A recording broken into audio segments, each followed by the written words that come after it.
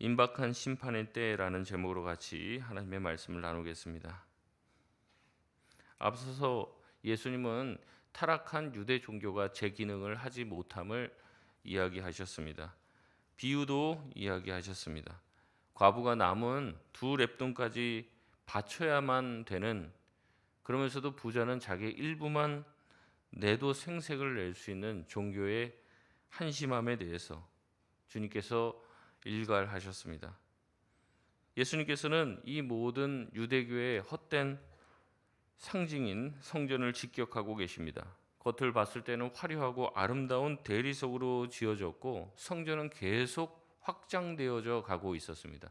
성전 말고도 이제 부속 건물을 계속해서 지으면서 성전을 넓히고 있었어요. 그러나 그 모든 것을 공사하는 비용은 어디서 나왔겠습니까? 가난한 자와 또 연약한 자들의 고혈과 눈물을 짜낸 결과였습니다. 당시에도 성전은 계속 공사 중이었습니다. 이 성전을 건축하는 데만 거의 80년 가까이가 들었어요. 그러니까 이 성전의 위용과 그 크기, 또 거기에 들어간 막대한 비용은 산출되지 못할 정도로 컸던 거죠. 사람들은 이런 성전의 유용을 보면서 하나님의 위대하심을 느끼며 하나님이 정말로 살아계신다라고 느꼈습니다. 하지만 거기에는 하나님이 계시지 않았죠. 사람들이 볼 때만 위대하고 큰 건물일 따름이었습니다. 예수님은 이 헛된 성전을 보고 6절에 이렇게 말씀하십니다. 우리 6절 말씀 같이 한번 읽겠습니다. 시작. 너희 보는 이것들이 날이 이르면 돌 하나도 돌 위에 남지 않고 다 무너뜨려지리라. 아멘. 날이 이르면 이토록 아름다운 성전이라도 아무짝에 쓸모없게 될, 비참하게 무너질 날이 올 것임을 이야기하십니다.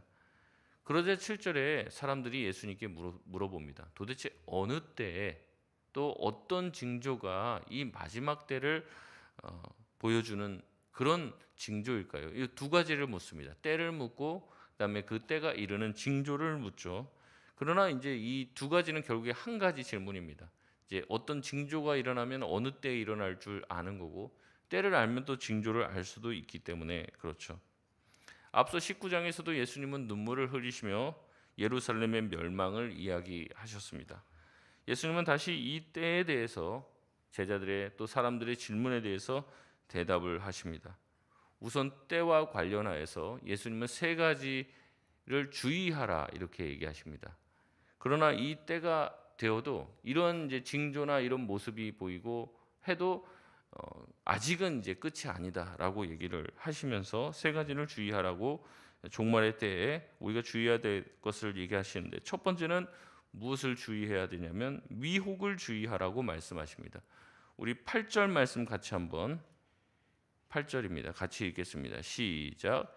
이르시되 미혹을 받지 않도록 주의하라. 많은 사람이 내 이름으로 와서 이르되 내가 그라하며 때가 가까이 왔다 하겠으나 그들을 따르지 말라. 아멘. 많은 사람이 마지막 종말의 때에 되면 자신이 메시아다, 내가 재림 예수다 참칭하는 일이 일어나게 될 것임을 이야기하십니다. 그런 사람들이 일어나지만 아직은 마지막 때는 아니라고 얘기하죠. 하지만 마지막이 가까이 올수록 자신이 재림 예수다, 자신이 하나님이다 라고 속이는 자들이 생기게 된다고 말씀하시며 그들의 미혹을 주의하라 말씀하십니다. 두 번째 주의해야 될 것은 그들을 따르지 말 것을 주의하라 말씀하십니다. 제자들은 예수님의 부르심을 따라서 자기의 모든 것을 버렸던 사람들이에요. 이게 어떻게 보면 초대교회의 어떤 모델링처럼 되는 거죠. 그러니까 예수님을 따르기 위해서 자기의 모든 것을 버려야 된다. 이제 이 주장을 하는 사람들이 생긴다는 거예요.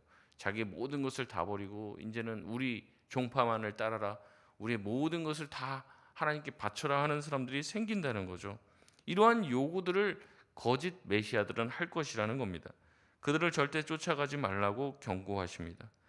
세 번째는 9절에 난리와 소요가 일어날 것인데 두려워하지 말 것을 말씀하고 계십니다.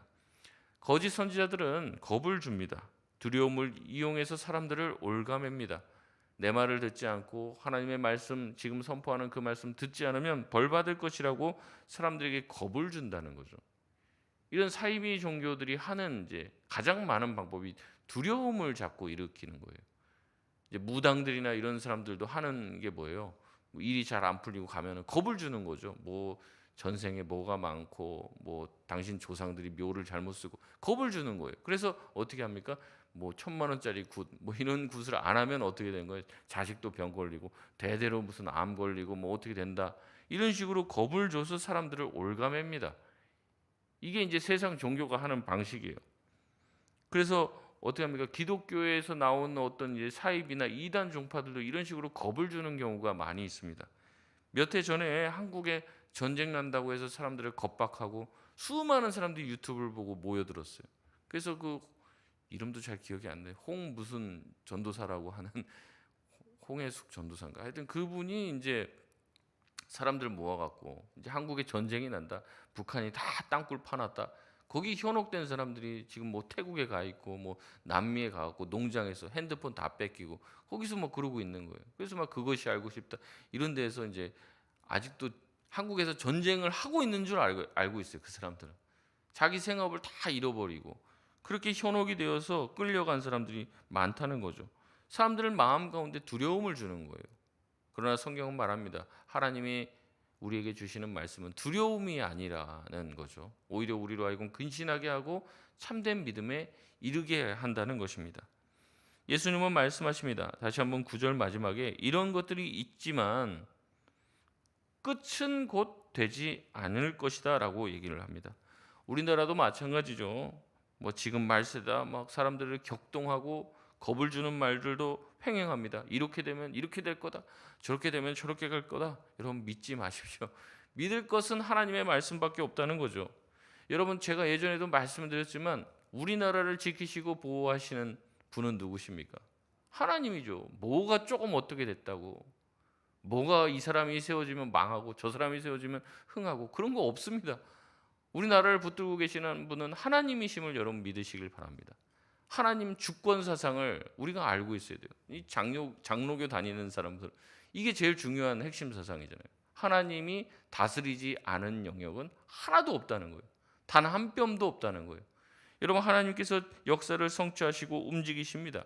끝날에 전조 증상은 있겠지만 우리에게 두려워하지 말라고 얘기하십니다. 우리가 자꾸 세상 끝날 두려워하고 겁먹고 저도 예전에 학생이었을 때 막 그런 휴거 막 이런 책들 뭐 그때 이장님 뭐 이런 사람들이 다미 선교회 한창 판칠 때 저도 그런 책 읽으면서 얼마나 걱정을 했는지 몰라요. 야 나는 이제 휴거 못 받으면 어떡하나 그런 걱정 많이 했는데 사실 이 심판의 날은요 죄인들과 하나님을 모르는 사람들이 두려워해야 될 날이지 우리처럼 믿음 가지고 있는 사람들에게는 구원의 날이요 기쁨의 날이요 우리 눈에 모든 눈물을 다 하나님이 닦아주시고 우리로 하여금 하늘의 영광을 맛보게 해주시는 우리가 기다리는 그 날이 되게 되는 줄 믿습니다. 계속해서 예수님께서는 10절에서 19절 말씀에 환난과 징조에 대해서 말씀하고 계십니다. 가장 먼저 언급한 징조는 전쟁이죠. 민족과 민족이 나라와 나라가 서로를 대적해 일어날 것이라고 얘기합니다. 곳곳에 처처에 지진과 전염병이 돌게 되고 무서운 일들과 하늘의 징조들이 보일 것이라고 이야기합니다. 이것은 우리가 너무 먼 미래를 바라보지 않으셔도 됩니다. 사실은 가까운 미래에 벌어질 일들에 대해서 예수님이 이야기하신 것이라고 이제 신학자들은 얘기합니다. 실제로 주후 68년에 네로 황제 이후에 로마는 극심한 내분을 겪게 되고 많은 내전과 또 외부의 침입을 겪게 됩니다. 60년대에는 소아시아와 예루살렘 주변에 산발적으로 크고 작은 지진들이 실제로 많이 일어나고 기근과 전염병이 발생했습니다. 로마에 의해서 또 이스라엘 백성이 유대 전쟁이라고 해서 3년 동안 로마와 치열한 독립 전쟁을 벌이게 되어서 로마로부터 완전히 예루살렘이 초토화되는 일이 발생하게 됩니다. 이런 모든 일들이 이미 예수님이 돌아가시고 난 후에 벌어지는 곧 가까운 일에 대한 예언이라고 얘기하는 거죠. 그러나 12절에 이 모든 일 전에 또 일어날 일을 예수님께서 당부하시는데 그것이 무엇입니까? 예수님으로 인해서 당할 박해가 먼저 일어나게 될 것이라고 말씀하고 계십니다. 예수님을 전하는 제자들은 임금들에게 끌려가고 집권자들에게 끌려가고 세상 법정에 서서 자신들에 대해서 변호해야 될 일이 생길 것이라는 거예요. 그러나 예수님은 말씀하십니다. 두려워하거나 역시 걱정할 필요가 없다라고 얘기합니다. 무엇보다 세상 이 재판장들, 권력자들 앞에 가서 너희가 어떻게 자신의 이야기를 변론할지 걱정하거나 미리 준비할 필요가 없다고 말씀하고 계십니다. 왜 그렇습니까? 우리 15절 말씀 같이 한번 읽겠습니다. 시작. 내가 너희의 모든 대적이 능히 대항하거나 변박할 수 없는 구병과 지혜를 너희에게 주시리라. 아멘. 물론 다른 성경에서는 우리가 항상 대답할 것을 우리가 준비해야 된다라는 말씀도 있습니다. 그러나 예수님은 오늘 여기서 말씀하십니다. 그렇게 미리 준비하지 않았을지라도 괜찮다는 거예요. 하나님께서 구변과 지혜의 말씀을 우리 입술에 넣어 주셔서 그들에게 결코 밀리지 않을 만한 지혜의 말씀들을 하게 될 것이라는 거죠. 그러니까 그런 말씀들을 하게 되니까 어떻게 합니까? 핍박자들은 더 이상 예수님을 향해서 공격할 수 없었잖아요. 예수님을 공격하려고 코너에 몰려고 이런 어떻게 이도 저도 할 수 없는 질문들을 더 던졌지만 예수님께서 지혜롭게 대답하셨던 것처럼 예수님은 그 지혜를 예수님을 따르는 제자들에게도 허락하여 주셔서 자신들을 공격하는 이 세상 주관자들을 향해서 대답하게 하실 것이라는 거죠. 그러니까 더 이상 그들을 공격할 말이 없어요. 그러니까 어떻게 합니까? 자신의 분에 못 이겨서 제자 중 몇을 죽이기도 할 것이요.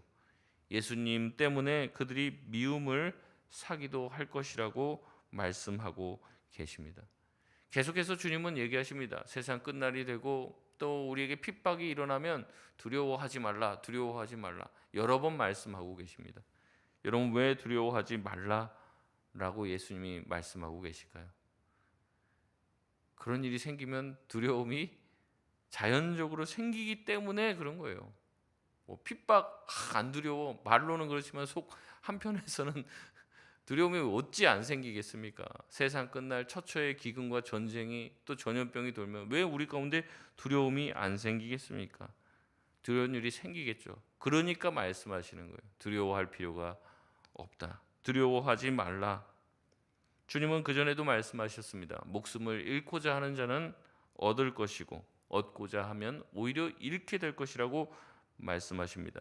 재림의 날이 가까이 올수록 핍박의 강도는 강해질 것입니다. 믿음에 대한 도전과 유혹은 혹독해질 것입니다. 가족과 친척들이 핍박할 것이고 또한 믿음을 가지지 못하도록 할 것입니다. 세상은 신자들이 배반하도록 또 세상은 예수님을 믿고 찬양하지 못하도록 할 것입니다. 그것을 마치 수치스럽게 여기게 할 것입니다. 참 제가 보면은 웃긴 게 그거예요. 진짜 이슬람 뭐 이런 사람들은 몇 명 모인다고 대학교에서 뭐 기도실을 만들어 주더라고요. 기독교인들 뭐 기도실 만든다고 대학교에다 한번 해보십시오. 그럼 뭐라고 하겠습니까? 저 인간들 또 좀 모여갖고 쓸데없는 하고 종교 편향이다 막 이러면서 괴롭힐 거 아니에요. 근데 오히려 거기는 해줘요. 공항가도 있다니까요. 공항가도 기도실, 이슬람 사람들 기도실. 그 사람들은 가다가도 기도 시간 되면 바닥에다 그냥 양탄자 깔아놓고 거기서 막 하더라고요. 제가 부산에 있을 때 보니까 김해 그쪽에 공단이 많아서 그 뭐 이슬람 사람들, 우즈베키스탄, 스탄 스키 그쪽 이제 국가 사람들이 거기 많이 있는데 그 사람들 딱 그 정시가 되면요 다 모여요. 라마단 기간 되면 다 모여서 아예 도로 통제가 안 돼요. 거기 도로에 다 사람들이 나와서 경찰이 근데 기도하도록 다 막아줘요 거기서. 여러분 그게 말이 됩니까? 이제 그런 일들이 이제 보장이 되는데 보장을 해주는데 종교 자기들 행사하는 걸. 근데 뭐 기독교나 교회 우리 이번에도 뭐 어린이 대축제 한다는데 막 뭐 이제 종교 색깔 내면 안 된다. 막 뭐 이러면 안 된다 이러면 안 돼. 제재가 너무 많아요. 이게 뭐 힘든 거죠. 어려운 거죠. 왜 기독교만 교회가 뭐 한다고 하면 이렇게 막 힘들게 하는지 모르겠습니다. 이게 바로 근데 예수님 말씀하신 거예요. 다른 거 한다고 하면 다 인정해 주는데 예수님 믿고 찬양하고 복음 전하겠다면 그거 못하게 한다는 거예요. 복음에 대한 기독교에 대한 예수에 대한 깊은 반감이 사람들 가운데 있다는 얘기를 하는 거죠. 그렇기 때문에 마지막 때에 우리에게 요구되는 것이 무엇이냐? 19절 말씀 같이 한번 읽겠습니다. 시작. 너희의 인내로 너희 영혼을 얻으리라. 아멘. 마지막 때에 요구되는 것이 무엇이라고요?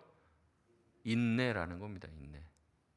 오래 참음이죠. 오래 참음은 성령의 열매 중 하나입니다. 인내가 구원을 낳는다고 예수님은 말씀하고 있습니다.